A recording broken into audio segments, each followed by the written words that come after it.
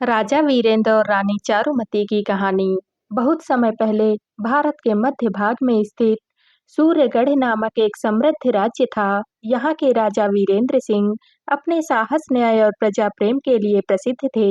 उनकी रानी चारुमती न केवल रूपवती बल्कि विद्या, कला और धर्म के प्रति आस्था रखने वाली थी। राजमहल में शंख, वीणा और घंटियों की ध्वनि गूंजती रहती थी और आंगन में तुलसी का चौरा सुगंध बिखेरता था।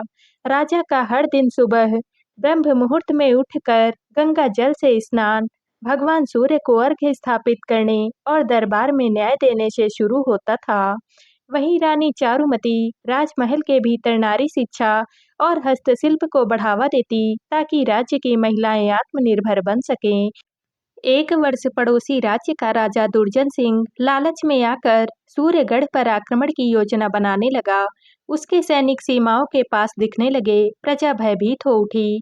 राजा वीरेंद्र ने मंत्रिमंडल की सभा बुलाई। सभी ने युद्ध की तैयारी का सुझाव दिया, लेकिन रानी चारुमती ने कहा, महाराज, युद्ध में केवल तलवार ही नहीं, बुद्धि भी काम आती है।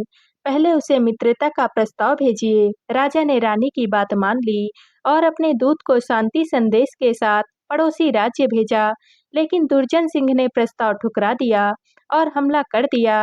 राजा वीरेंद्र ने अपने घोड़े चेतक पर सवार होकर मोर्चा संभाला। युद्ध भूमि में ढोल नगाड़ों की गूंज, तलवारों की टंकार और रणभेरी की आवाज गूंज उठी।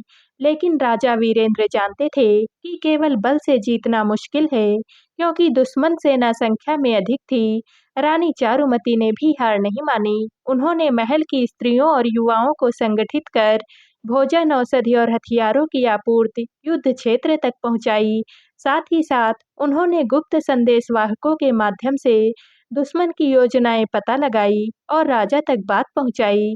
एक रात रानी की सूचना के आधार पर राजा ने अपनी सेना को दो हिस्सों में बांटा।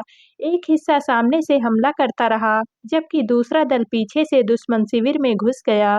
दुर्जन सिंह की सेना भ्रमित हो गई और वह बिखर गई। सुबह होते होते सूर्यगढ़ की विजय का शंखनाद हो चुका था। राजा ने रानी के साहस और बुद्धिमानी की खुलकर प्रशंसा की और कहा, चारुमती, आज की जीत तलवार से अधिक तुम्हारे धैर्य और चातुर्य की है। विजय के बाद पूरे सूर्यगढ़ में दीप जलाए गए, मंदिरों में भजन कीर्तन हुए, नर्तक नर्तकियों ने लोक नृत्य प्रस्तुत किया और गलियों में ढोल नगाड़े बजने लगे। प्रजा ने राजा रानी को फूल मालाओं से सजाया। राजा वीरेंद्र ने घोषणा की कि अब से राज्य में नारी शिक्षा और सुरक्षा के लिए विशेष व्यवस्था की जाएगी। रानी चारुमती ने अभय केंद्र नामक संस्था स्थापित की, जहां पर महिलाओं को तलवारबाजी, तीरंदाजी और व्यापार की शिक्षा दी जाने लगी। इस कहानी से हमें यह सीख मिलती है कि बल से बड़ी बुद्धि होती है और राजा रानी की सच्ची ताकत उनकी प्रजा का विश्वास और सहयोग है। भारतीय संस्कृति में नारी केवल घर की रानी नहीं, बल्कि समाज और राष्ट्र की भी रक्षक हो सकती है।